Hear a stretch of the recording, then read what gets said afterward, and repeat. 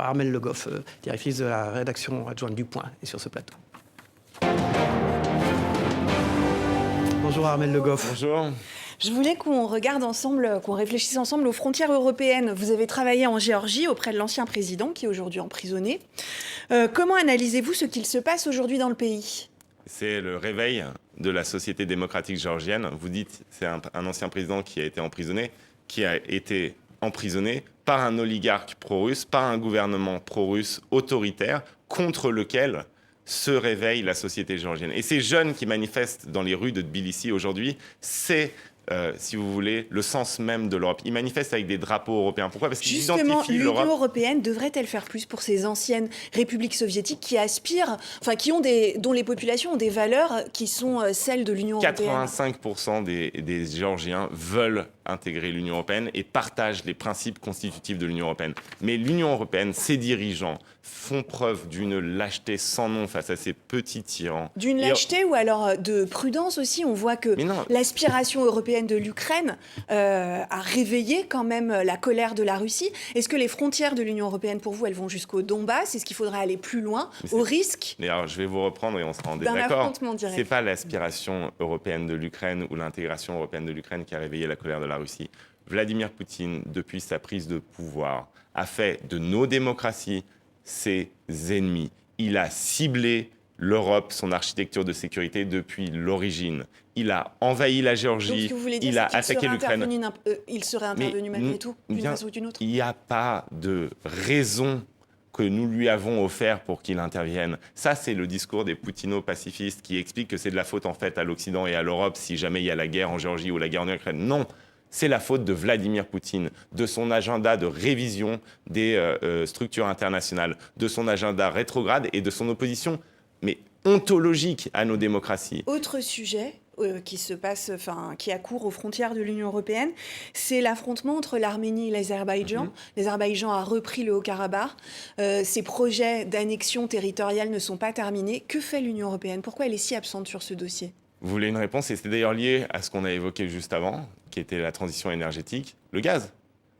On a un contrat gazier avec Bakou et notre dépendance aux énergies fossiles nous rend faibles géopolitiquement. Donc, ce n'est pas juste pour le climat qu'il faut... Donc, ce serait quoi la solution alors ? C'est de dénoncer ce contrat gazier, c'est de s'émanciper de notre addiction aux énergies fossiles, le gaz et le pétrole. En Algérie ? Le gaz ? Mais c'est de faire cette révolution énergétique qui nous permettra d'être indépendants énergétiquement. Oui, ça va prendre du temps. Ça va prendre du temps. Et donc, en attendant... Faire sans gaz, c'est quand même compliqué. En attendant... Écoutez, on nous avait expliqué que c'était impossible de faire sans le gaz russe, on a réussi. Donc, on est en passe de réussir. Pas l'Allemagne. On est en passe de réussir. D'ailleurs, le principal problème n'est plus l'Allemagne là-dessus. Sur le gaz russe, le principal problème, c'est les importations de gaz naturel liquéfié françaises. C'est la France le premier importateur. Donc, il faut impérativement être beaucoup plus ferme avec Bakou et il faut désormais sanctuariser le territoire arménien. Nous, ce que nous proposons, c'est que l'accord franco-arménien de défense soit étendu à l'Union européenne et qu'on investisse dans la sécurité des Arméniens et qu'on offre une perspective à l'Arménie. L'Arménie s'est dotée d'un gouvernement dirigé par M. Pachinian qui a fait le choix de l'Europe, quitte à se prendre les foudres de Vladimir Poutine. Si nous trahissons ce choix de l'Europe, le message que nous allons envoyer, c'est que nous n'avons rien compris à ce qui s'est passé en Ukraine. C'est ce que nous n'avons rien compris à ce qui se passe depuis 20 ans, où chacune de nos faiblesses encourage les tyrans à déclencher la guerre. Vous voulez la paix sur le continent européen ? Vous voulez la paix pour les Arméniens ou pour les Ukrainiens ? Il faut que l'Union européenne fasse preuve de fermeté face à Bakou, face à Moscou ou face à Ankara. C'est une nécessité. C'est une nécessité vitale. C'est le point 1 de notre projet. Et une défense européenne avec l'arme nucléaire ? Une défense européenne, d'abord, c'est la constitution d'une base industrielle commune que nous n'avons pas. Nous ne sommes pas capables de produire les obus nécessaires pour le front ukrainien. Mais ensuite, oui, il faut poser sur la table... Avec des têtes nucléaires. La question, non, pas des obus avec des têtes nucléaires, la question non pas de la mutualisation de la dissuasion française, mais la question de l'extension de la dissuasion française au territoire européen. C'est une question extrêmement importante qui ne sera pas réglée dans une dépêche AFP, qui doit être discutée avec l'ensemble des partenaires européens, mais ça doit être sur la table. Dernière question. La une du point revient sur l'accord passé à la SNCF qui détricote Le grand braquage. Hein. la réforme des retraites. Qu'est-ce que vous pensez de cet accord du coup privé par rapport à un accord, une loi C'est pas qui privé, a- c'est un accord interne. Oui, un accord interne, voilà, c'est ça. Par rapport à des règles collectives qui devaient s'appliquer à tous, c'est-à-dire qu'on reculait de 2 ans l'âge de la retraite. Est-ce Pour... qu'il faut aller vers une il y a toujours privatisation eu- de la SNCF aussi?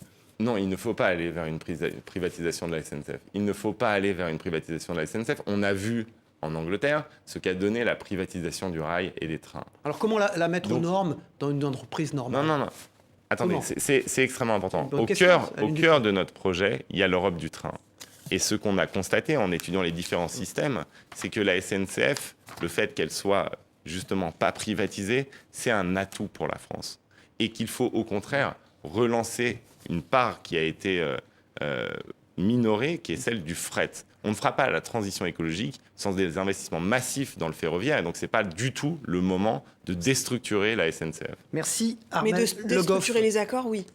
Mais non, il y a toujours eu des accords au sein de la SNCF qui étaient spécifiques. Après, moi, franchement, je n'ai pas lu encore votre journal. Je le lirai avec Là, il plaisir sort et ce je vous dirai matin, ce que j'en pense. on va vous le donner. Armel Le Goff, directrice Merci. adjointe de la rédaction du Point. Merci.